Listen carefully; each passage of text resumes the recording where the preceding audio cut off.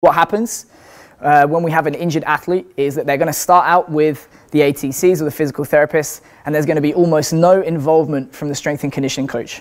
So the influence and competence at the left-hand side, so early rehab, is going to be almost exclusively PTs and ATCs.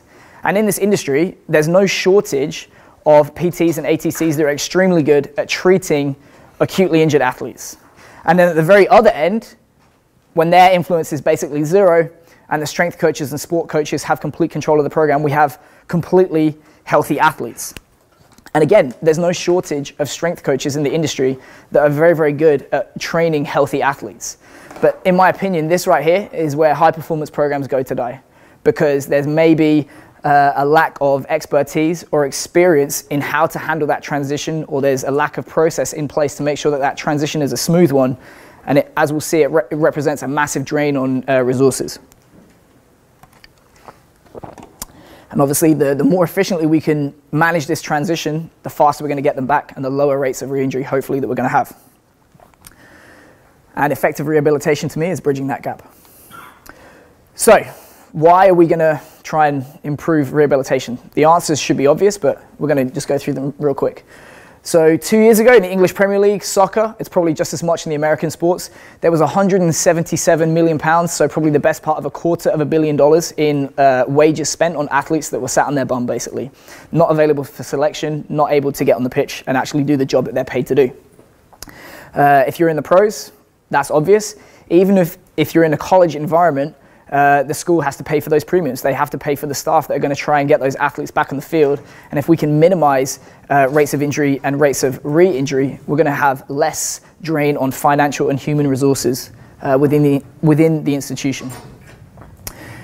In season, availability is the best ability. If you have your grade A players, and every club does because they can't all be superstars, you want those grade A players on the field, on the court, for every single minute possible so that they can have the biggest impact possible on the field.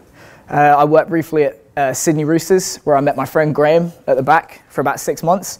I won't go too much into it because it was only 6 months, but basically the year that they won the premiership, 23 players used total in a matchday squad of 17 the entire year. There is evidence, I believe, in the NBA, certainly in Premiership soccer, there's a good relationship between games lost to injury and success on the field. So the more that we can keep them on the field, hopefully, the better we're going to equip ourselves with a chance for on-field success. We know from Tim Gabbett's research into rugby league, when we maximize player availability during pre-season, we are going to see less rates of re-injury or injury in season. We maximize the chance to expose athletes to an effective training stimulus and make them robust to the demands that they're going to face in the season. I think not only that, but we have a duty of care to the athlete. We should be trying to do everything that we can to look after the athletes that place their trust in us.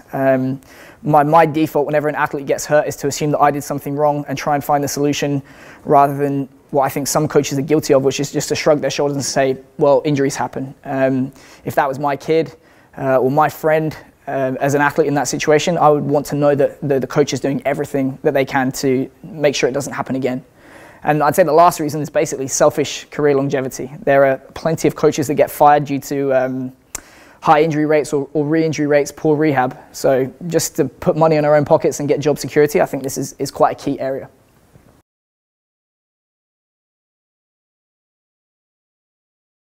Congratulations on making it to the end of the video. Why don't you celebrate by watching more videos just like it? You can also help us on our quest to placate the algorithm gods by liking, sharing, subscribing, and commenting. Thank you.